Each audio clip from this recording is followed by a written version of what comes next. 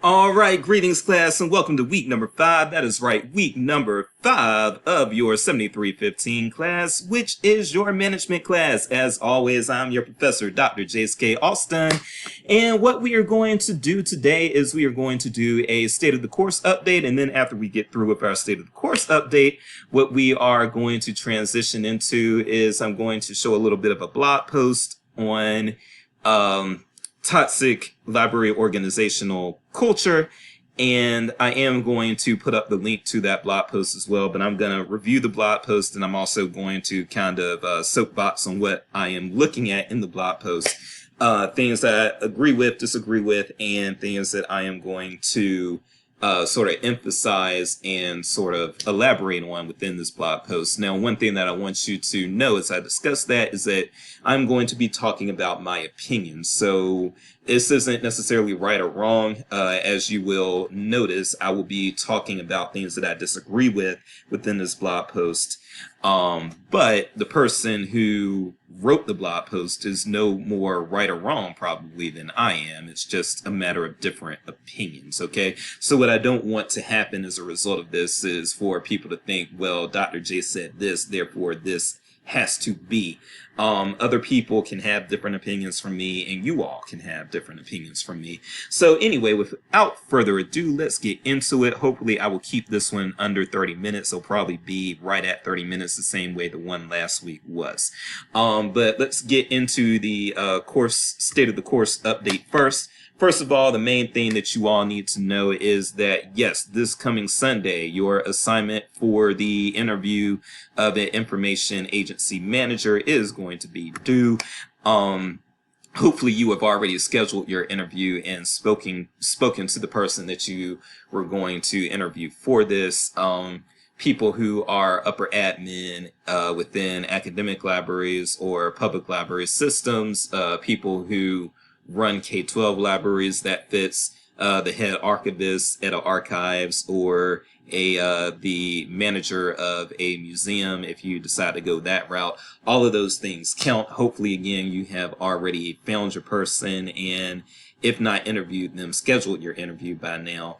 But those are some of the acceptable things. If you want to know whether or not somebody that you wish to interview is acceptable for this assignment, please contact me and ask me. My inbox is open, austinj@missouri.edu, anytime, any place, any town, and I would love to hear from you if you have questions. So that is the first thing that needs to be acknowledged. The second thing that needs to be acknowledged, and there is an announcement about that here, is that we do have our first sync session next week. That is going to be we are going to be hosting Dr. Jerome Alford, who is a Chicago native. He's also a very, very good friend of mine. He's actually the first person that I met at a conference way, way back in 2006. So a very long time ago, going on over 15 years now that I've known him, and time flies though once you get old. And Jerome is actually keeping the topic a secret even from me, but Jerome is an amazing speaker, and he is also just, intelligent and amazing all around. He used to be the chief library administrator at Lincoln University in Missouri, so there is a Missouri connection there. He is currently the associate university librarian for anti-racism at Harvard. So he does have those Ivy League smarts, something that Dr. Jace just does not have. I am blue collar is all get out, and I'm proud of it. But when you talk about somebody with academic sophistication, Jerome is that guy. So I really think that you all will enjoy hearing from him. The attendance at the sync session is mandatory. If you do not show up, you will lose points and probably also lose your ability to get an A+ in the class if you would have gotten an A+ otherwise. So keep that in mind. I do look forward to seeing you all there. And then the other little thing that I need to say when it comes to a state of the course update is that, again, the case studies have been great. I have not graded your discussions yet for last week, but I will be working on that probably more so tomorrow. But I'll begin working on that tomorrow and I'll get into that. So looking forward to seeing those as well. But you all are performing very well on the case studies, and you all perform well on the first discussions. So I'm assuming that you will continue to perform well in the subsequent discussions, including the discussions that we had last week. So having said that, let's turn it over to this blog post that I was talking about. Give me one moment. All right, so one thing that I'm going to admit here, and this is probably not a smart thing for me to admit, but I do just need to be honest, quite frankly, is that there was a article that was in Library Journal from 2015 that I really wanted to look at related to toxic management, toxic library management. However, it is paywalled, and for whatever reason, I'm not able to immediately pull it up right now within the library collection, and time is of the essence. So I just decided I was just going to go ahead and grab something that I could that I wouldn't have to log in with. And so this is where we are. So you see a URL up here, but I'll paste that URL into the announcement that this video appears in as well. And I've actually had a work appear in the same book that Mary Rain, who wrote this, we both had pieces in the first edition of Librarians with Spines, and so I'm very familiar with her. I've actually met her. She well, she's good, and she had, I believe her chapter was on prison libraries in Librarians with Spines. But yeah, she's awesome, and so I'm glad to be sharing her blog post here. And there's probably a lot of other stuff that related to libraries that you may want to check out from her blog. So having said that, she published this in 2015 as well. But warning, toxic library. Toxic libraries, what are some causes? And so when we come down here in the intro, she first goes into defining what a toxic workplace is in general. What are the hallmarks of a dysfunctional library? So in a toxic workplace, library leaders show favoritism to loyal followers and punish anyone who does not show proper deference. So that is the first thing that I want to get into and just say, yes, I agree. If you become a library manager, please consider that, or don't consider, please know that you are dealing with degree professionals if they have librarian rank. And even your paraprofessional staff that may not have the MLIS degree or may not even have a college degree, these are still people who contribute very valuable things to your library, and who, they a lot of times they're the ones who are working the closest with patrons and can really tell you some of the situations that are going on with library users, and therefore those are people who need to be listened to as well if you really want to create a library environment that really centers the user. But also it can center the user but also have heavy emphasis on the well-being of the employees. I don't think these two things necessarily need to be divorced or have to compete with each other. And so yes, value the input of everyone and not just those who kiss your ass. Okay.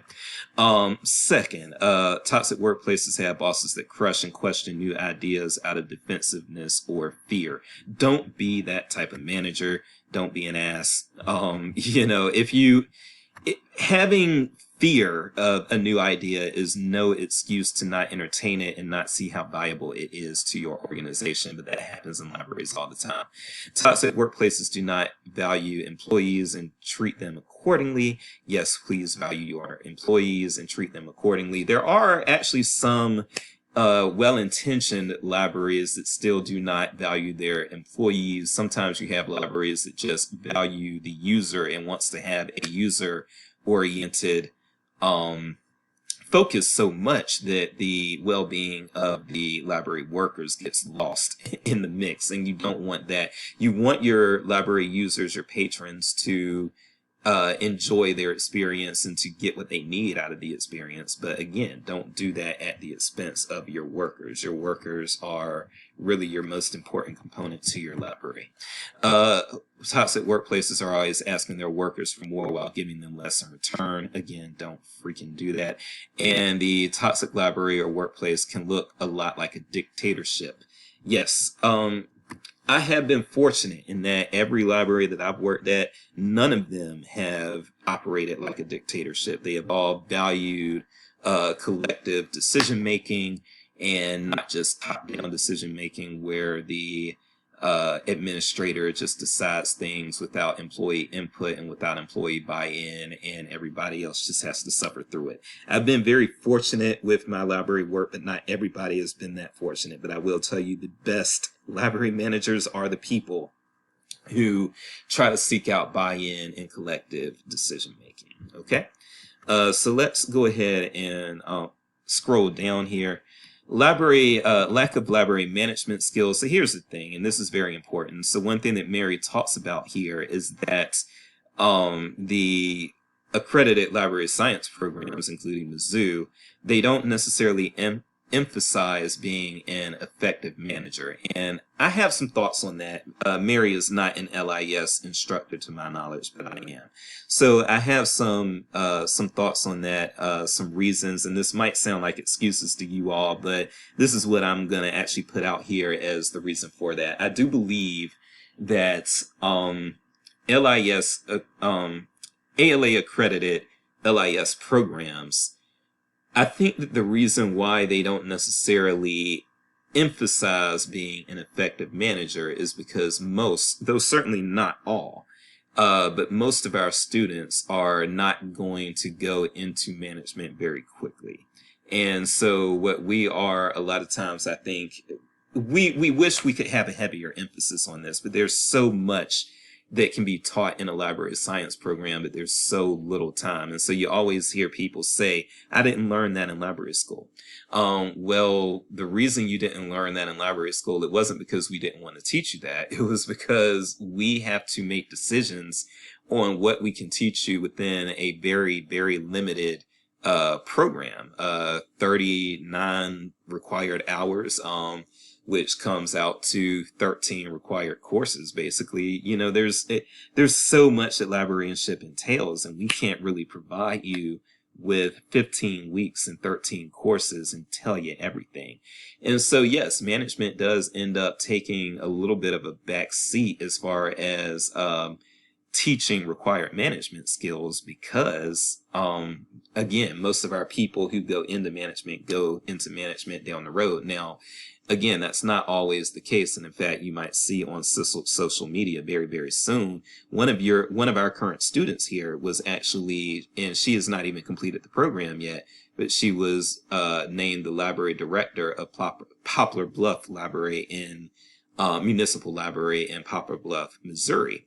And I'm very proud of her for that, by the way. But one thing that I would say is that those types of stories are rare. For every student that I have that gets into management, either while they're still in the program or within 3 years of leaving the program, for every one of them, I probably have 5 students who will not see a management position for at least 5 years from getting the degree, if not longer, and a lot who just don't have any desire or aspiration to be a manager. Okay.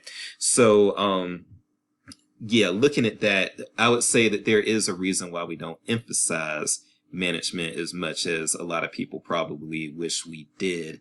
But again, we have limited time with you all. But what Mary is saying is absolutely true here. You get people who get into library management and they don't have great library management skills, and they weren't taught how to run libraries while they were in their MLIS programs. And so that's certainly something I would say that what needs to happen is, instead of relying on the MLIS programs to teach management skills, probably what needs to happen is that needs to be some form of continuing education or something that can be addressed, long after somebody has graduated. Something, maybe they can attend management workshops or get some sort of management certificate as part of ongoing or continuing ed. But as far as the MLIS experience, again, it's not practical for us to really emphasize that, in my opinion. All right, now I'm actually going to skip this too many cooks in the library piece, because and that's something that you can read if you'd like to, but I'm going to skip it just for the sake of brevity, and I am going to go into the uninvolved board. I'm actually going to say that over-involved boards are actually just as big of a problem. So one thing that you're finding with library boards is that library boards a lot of times are made up of people who do not have actual library work experience and do not have MLIS degrees and that sort of thing. And so they are susceptible to making decisions or trying to influence decisions that do not align with the core principles and core values of librarianship. And so that can create quite a mess. When a library board actually does not know very much about libraries, they don't know that we value diversity, equity, and inclusion, or they don't know that we value freedom of access and that sort of thing. When they don't realize that we value these things, they may be likely to recommend hires that do not align, management hires that do not align with the principles of the profession, and that can cause all kinds of problems. So, the uninvolved board is a problem, but the over-involved board that is clueless can also be a problem. And yes, those do contribute to unpleasant and toxic library environments. And yes, I do think that there is, I'm going to take it in a different direction from Mary, but I think that the nonprofit equation is something that also plays out very sternly here. Now there are, trust me when I tell you, yes, there are toxic managers in the for-profit sector as well. There are tons of them, and probably the toxic ones are even more toxic than the toxic ones in the nonprofit arena. I am not going to sit here and act like, I don't want to sound like some person who is really advocating for this pro-capitalist message where the only place you'll find good managers are places that are for-profit entities. But having said that, I will also say that there are a lot of people who stay in management in the nonprofit sector, including libraries, which are usually government-run institutions. But without that pressure of profit, I do think it allows a lot of people who just do not perform up to the task to still remain in management positions that they should not be in. And that's a very scary thought. It's something that we do need to learn how to fix, because you don't want to have to make a profit motive the only thing that can actually remove a toxic person from a managerial position. But at the same time, if somebody has lost the ability to generate profit for a company, yeah, they will probably be removed. But you don't have that type of safeguard in libraries. And yes, that can be bad. A lot of times you will find in libraries where toxic people are, they rise into managerial positions, and then there's no way to get rid of them unless they do something really grossly offensive. And so a lot of times you just have to put up with it, and that can also lead to very, very nasty results. I am going to also skip the employer's marketplace section there, and I will close by talking a little bit just about, yes, the technology age and culture gap in library workplaces.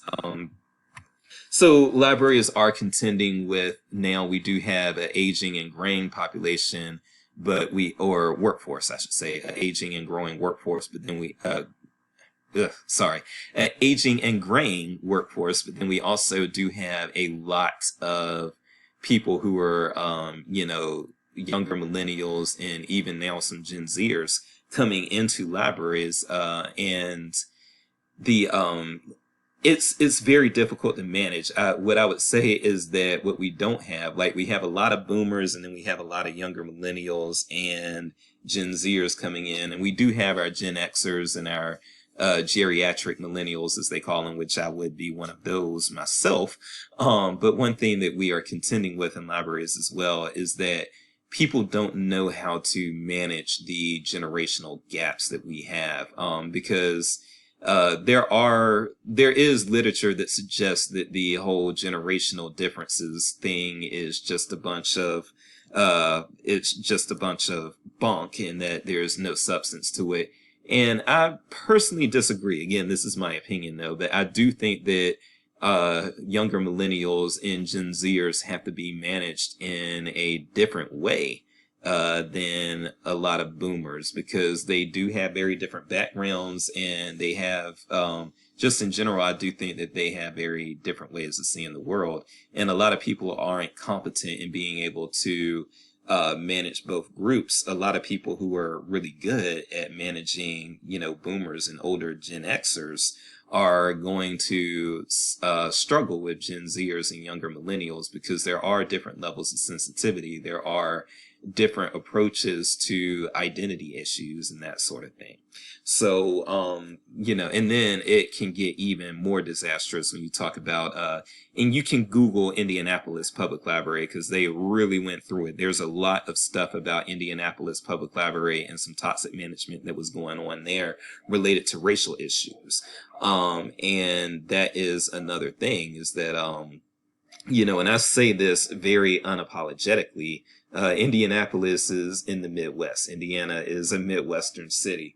And I do, I feel, I hate to say it, but yes, I do feel that the Midwest, and y'all are free to disagree with me, this is just my opinion, but I feel that because the Midwest can be less, it can be more conservative and less diverse even than the South, but certainly more so than like your coastal cities and in the Northeast, and then also on the West Coast. Because of that, I do think that there gets to be a little bit of awkwardness when it comes to, I hate to say it, but these are lived experiences I have and things that I've heard from other people as well, that a lot of times Midwestern people who try to manage people who are of different racial and ethnic backgrounds, a lot of times they struggle with that because they are not used to people of different racial and ethnic backgrounds. Okay. And Indianapolis Public Library is a very good case study, I would say, of that sort of thing happening. So again, you may want to Google Indianapolis Public Library and their recent managerial issues that they had happen. I don't think that the manager of Indianapolis Public Library was ousted. I don't know her, and I don't want to say that she was a bad person. She may have been a very good person and a very well-intentioned person, but it was clear that she did not know. I shouldn't even say it was clear, based on reports that came out in the media and based upon the statements of employees that worked in the system. I would conclude, based on those accounts, that she was not that competent in managing a diverse workforce. Now, she, as far as day-to-day operations and managing tasks, she may have been very, very good with that, but that's not all there is to management. Okay, so I'm going to leave it right there. Ooh, I am under 25 minutes. That is a rarity for Dr. Jace, but let's keep it that way. Yeah, let's end it right there. I'm going to put this link up in the announcement as well. I am Dr. Jace. Peace and grace. Thank you so much. And I will, there will not be a check-in video next week because of the sync session. So I will see you all Tuesday in the sync session, and then we'll have another check-in video week after next. So have a wonderful week. And if you need me, I am an email away.